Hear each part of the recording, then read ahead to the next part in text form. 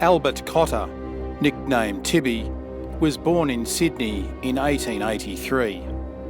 The youngest of 6 brothers, Cotter was raised in the inner Sydney suburb of Glebe.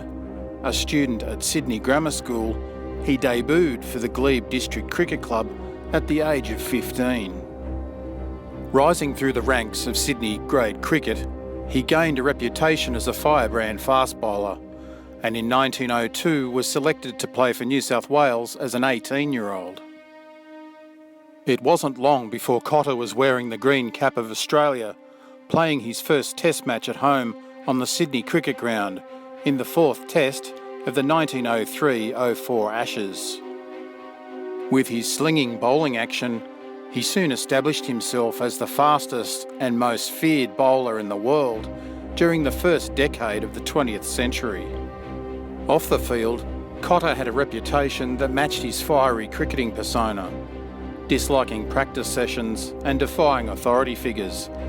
He also lacked the social airs and graces of the era, despite going to a private school and being raised in a respectable middle-class household. After 21 tests, netting 89 wickets at an average of 28.64, Cotter's 10-year career came to an end when he was a member of a 6-man player boycott of the 1912 Triangular Test Series in England, protesting an increasingly authoritarian Board of Control.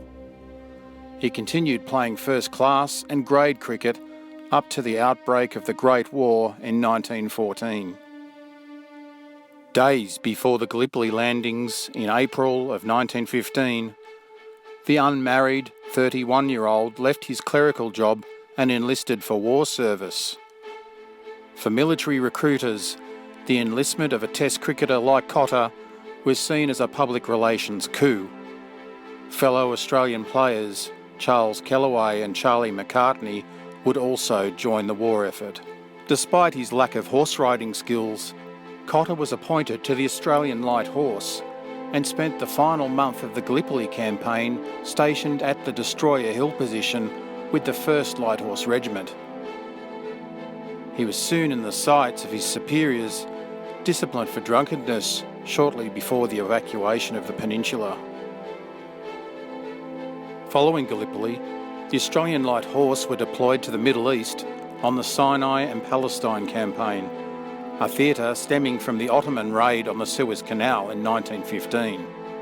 British forces had driven the Turks from the Sinai Peninsula and were pushing north into Palestine.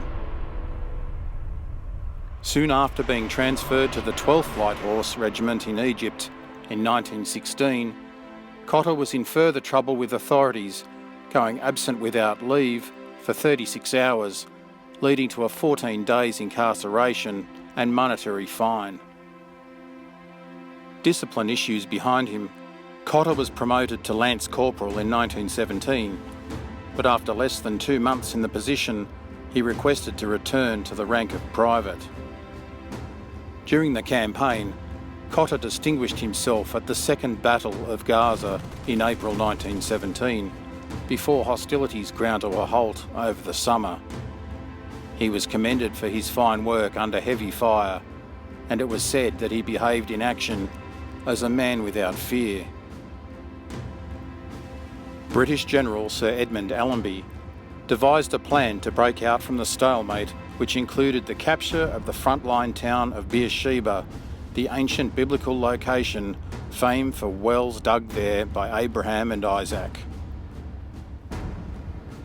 The plan, slated for the 31st of October 1917, involved Cotter's 12th Regiment and the 4th Light Horse Regiment taking Beersheba by nightfall and breaking the Ottomans' Gaza-Beersheba line.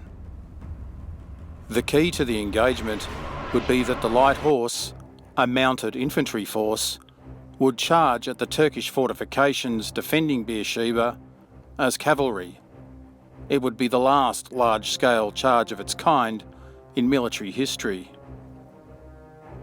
Due to poor eyesight, Tibby Cotter had been delegated as a stretcher-bearer for the 12th Regiment, which would be attacking from the southeast on the left flank of the 4th Regiment. Starting at a gallop at 4:30 p.m, Bayonets in hand, 3 lines of light horsemen launched into a full-scale charge across the barren plain under rifle, machine gun and artillery fire. Dismounting upon reaching the Turkish trenches, the Australians and Turks clashed, with casualties mounting on both sides. The light horse gained the upper hand with scores of Turks dead from the savage fighting, many surrendering when confronted by the futility of further resistance. It is uncertain whether Cotter was acting as a stretcher bearer or had swapped places with another trooper and joined in the charge. Believed to have been in the thick of the chaotic fighting at the Turkish trenches, Tibby Cotter sustained fatal gunshot wounds. One theory is that he was shot at close range by an enemy which had surrendered earlier.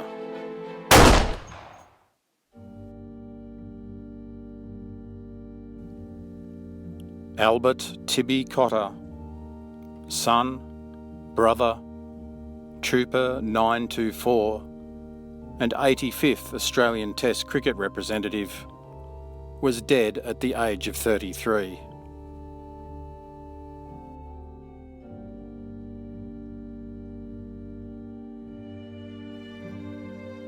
By nightfall on the 31st of October 1917, the Australian Light Horse had achieved its objective, breaking the Gaza-Beersheba line and capturing the town of Beersheba.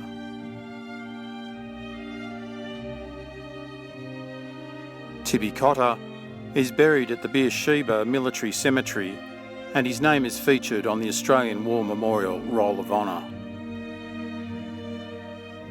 As the only Australian Test cricketer to lose his life in the Great War, Cotter's death was deeply mourned by the Australian cricket community.